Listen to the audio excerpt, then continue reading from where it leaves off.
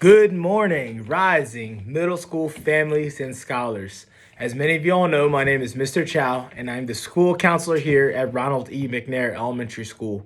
And why I'm recording a video is really just want to try to connect the dots for you all if you have any questions about the registration process. What I'm going to do today is really just try to cover everything at a high level.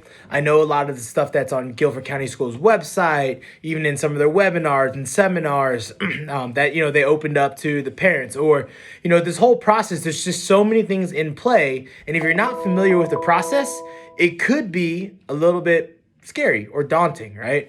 I do apologize if there's little notifications. Obviously, this is in the heart of the school day, but as I mentioned, I did want to send something to you all. And the reason why I want to do it here is because I have all the documents as we're pulling it together. And so, as many of you all know, we're in the middle of the registration season, which started last Friday, March 3rd at 5 p.m. And it goes until this Sunday, March 12th at 5 p.m. At that point, what they call like the home base side closes the registration window. Now, what that means is during this like really 10-day period, you and your scholar can go into their account. They'll log in with their student ID, which is their lunch number.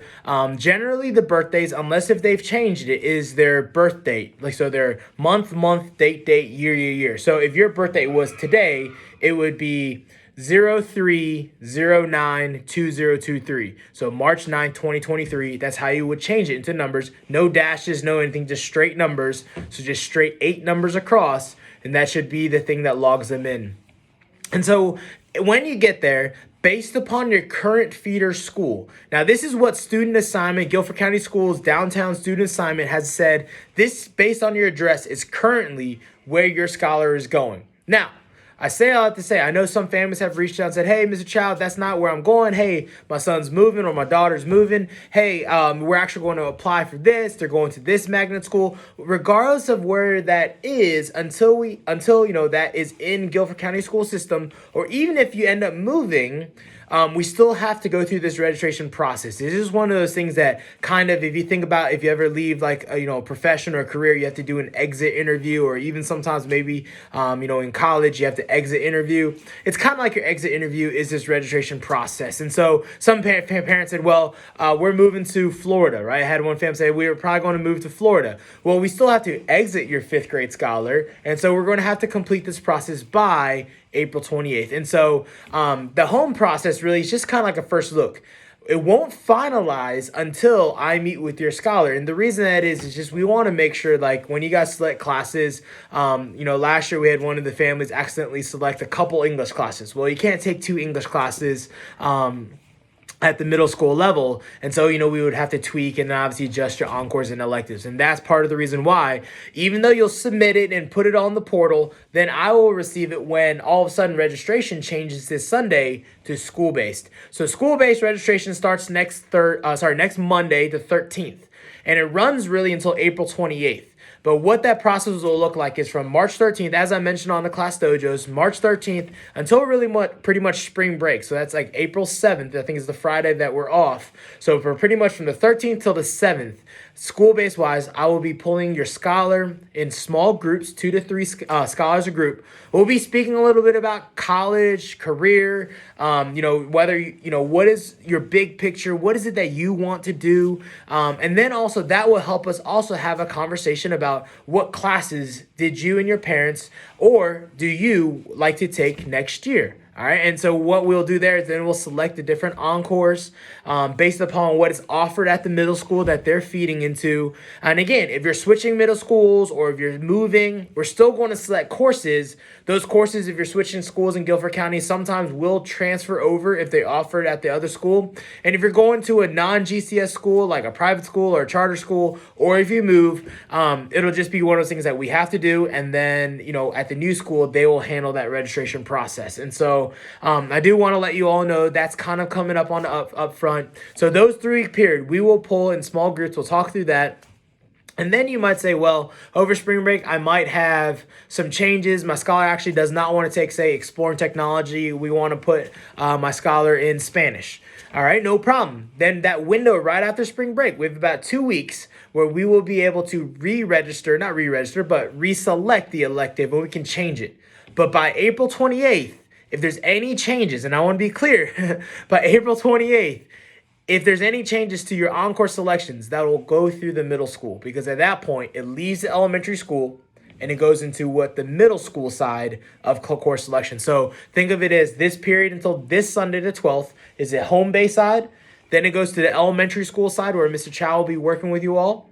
And then on April 28th, it goes and it heads off to the middle school side where they will then control that. And so a couple things I just want to explain, because I'm sending home some forms today.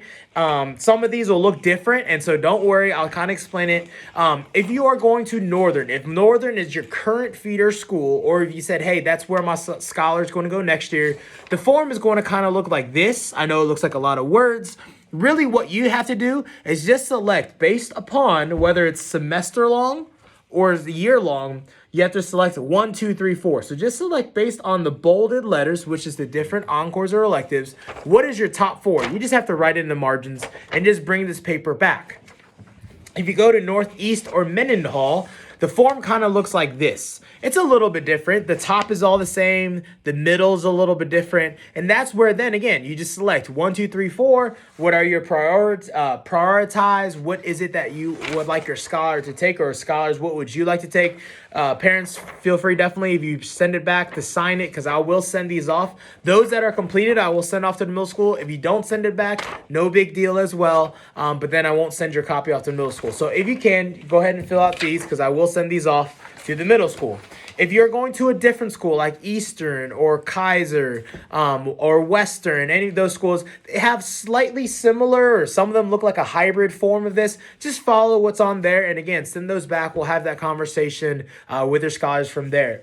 One other thing is with our feeder schools, with Mendenhall and Northern, they have already set middle school tour dates of where our 5th grade scholars will kind of go for about a 2-hour tour with other middle school, and then it's obviously hosted by those middle schools. So families of that are going to Northern or Mendenhall, you guys will get a permission slip, just like the other permission forms. It doesn't cost anything. Your scholars will be back before lunch. This one, please, please, please send back. Mendenhall's needs to be back by March 27th, because we leave April 3rd for a visit to Mendenhall. And then Northern's has to be back April 3rd, because we go April 20th, which is after spring break, to go visit Northern Middle School as well. And obviously the counselors there, and obviously the staff there, and obviously electives. Northeast, what they did last year was they actually did a digital stream where they streamed into our school, kind of on Microsoft Teams, on Zoom.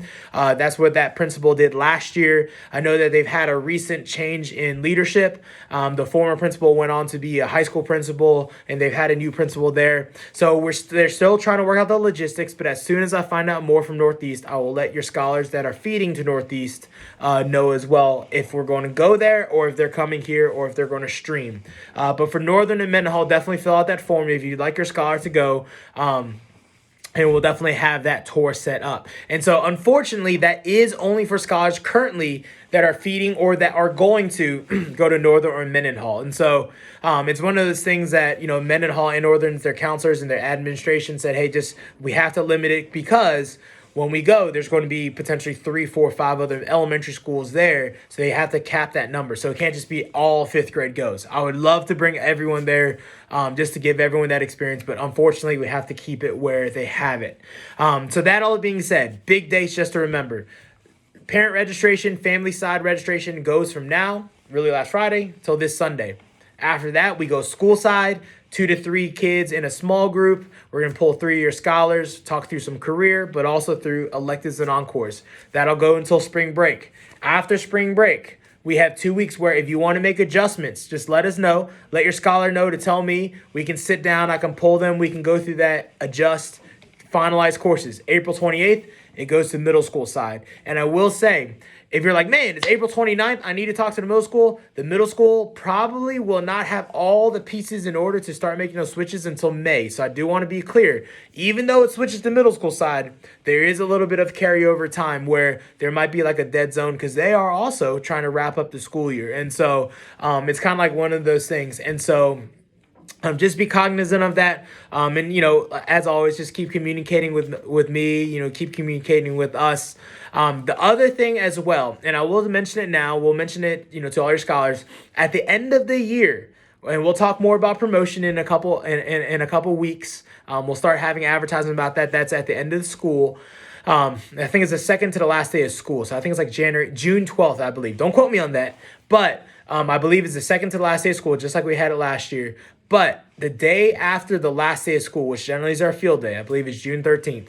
The day after that, that following Monday, Mr. Chow will be taking all of your scholars' records to the middle school of the current feeder of Guilford County. So if it says Eastern, it's going to go to Eastern. If it goes Northern, it's going to go to Northern. If it says Mendenhall, it's going to go to Mendenhall. And then if you make a switch and that middle school says, hey, I need your scholars' records, they will not be, pretty much from the last day of school, not be on site at McNair anymore. Miss Allen, our data manager, and myself, we know that because we have to what's called transition the records. And so when we transition the records, by that Monday or Tuesday, it will be on site at the middle school of the feeder. So just be aware of currently where Guilford County Schools has your scholar assigned to, because sometimes we have like last year we had a scholar that went to a private school. Private school came to us and I said it's at the middle school. And then so we had to go through that process. And so just be aware of which middle school your scholar is currently feeding to based on Guilford County, especially if you get into a magnet or another Guilford County school and they say, hey, I need your records. Just know where they are. Is it at Northeast? Is it at Northern? Is it at Mendenhall? Is it at Eastern? Is it at Western? Is it at Kaiser? Right? And so I sound like a rap. But just know where that is, and that'll help that process as well. So there's not like a delay on getting records to the middle school, wherever your scholar ends up. That all being said, I know that was a lot, but hopefully that was a good summary of really everything that GCS has been trying to put together on these showcases, these times. The reason why I'm doing this by video as opposed to like trying to host a parent night and, really parent nights a lot of times are about 30 minutes long. They do it on Zoom. The challenge is a lot of times is scheduling. Whereas if I do a video, this gives you a chance to watch the video and then if you have questions, reach out. As opposed to if we have a parent night, we do it. Oh, it's awesome. Great. Question answers, all this. We're done. We're wrapped up, say 30 minutes, whenever. And then all of a sudden we realize, oh, we've only spoken to about a handful, maybe 10%, 20% of the families. Then you still have all the other families that are like, hey, we couldn't make it because of work. We couldn't make it because of this. So that's why we decided to go through this video format and and just have that feedback. So again, big things. Timetable, we've laid that out. If you're going to Northern or Mendenhall, right now we do have an on-site. Mendenhall, bring back your permission slip for the tour if you'd like your scholar to go by March 27th. Northern, bring it back by April 3rd. You can give those to your teachers. Your teachers will put it in my box, and I'll have those, and we can get those squared away. If you are as well filling out one of these forms, go ahead and fill it out, and I will eventually take it with you all when we register your scholar, but then also I will send it off to the middle school. Northern, remember, your paper is a little different, just in the margins as well. Eastern, Kaiser, yours is just like a block in the middle. It's a little bit of a hybrid of those forms. Just get those filled out as well. But as always, we're here to partner with you. I'm here to partner with you. I told you all I would be with you guys through every step of the way. This is a lot of what we've spoken about with your scholars as well. We spoke about your core classes, your PE. So if you see PE is required, PE is required. But some schools offer semester, some offer year long. And so your scholars are aware of the different intricacies or the little different pieces of the classes. But I just want to give you a high level view as the family of what this next few seasons look like. And again, we'll be in contact about a puberty lesson that's coming up in April. We'll talk about that. And then obviously as well, we'll talk about promotion as we get there as well. So we'll be in contact with that. But I wanted to give you this heads up about registration. I hope you all have a wonderful rest of your day. Thank you all so much for your support. And take care of yourself. Reach out. Definitely if you have any questions, have your scholar reach out. I'm definitely willing to work with you all however we can. But I hope it's a great transition process. Have a great rest of your day. See you later.